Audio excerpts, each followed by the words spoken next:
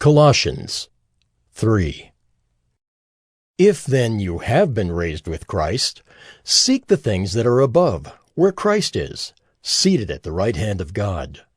Set your minds on things that are above, not on things that are on earth. For you have died, and your life is hidden with Christ in God. When Christ, who is your life, appears, then you also will appear with him in glory. Put to death, therefore, what is earthly in you: sexual immorality, impurity, passion, evil desire, and covetousness, which is idolatry. On account of these, the wrath of God is coming. In these you too once walked when you were living in them, but now you must put them all away: anger, wrath, malice, slander, and obscene talk from your mouth. Do not lie to one another, seeing that you have put off the old self with its practices, and have put on the new self, which is being renewed in knowledge after the image of its Creator. Here there is not Greek and Jew, circumcised and uncircumcised, barbarian, Scythian, slave, free. But Christ is all and in all.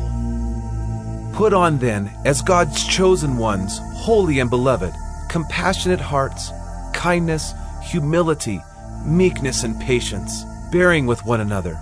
And if one has a complaint against another, forgiving each other. As the Lord has forgiven you, so you also must forgive. And above all these, put on love, which binds everything together in perfect harmony. And let the peace of Christ rule in your hearts, to which indeed you were called in one body. And be thankful.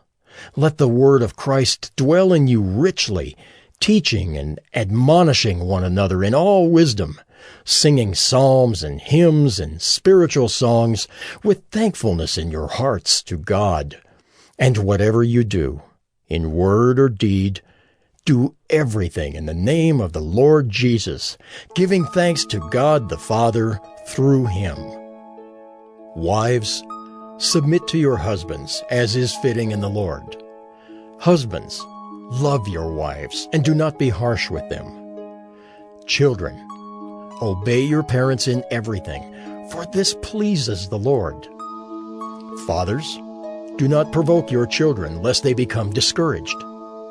Slaves, obey in everything those who are your earthly masters, not by way of eye service as people-pleasers, but with sincerity of heart, fearing the Lord.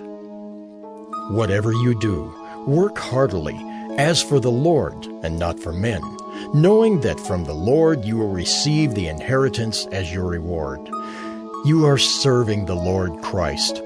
For the wrongdoer will be paid back for the wrong he has done, and there is no partiality.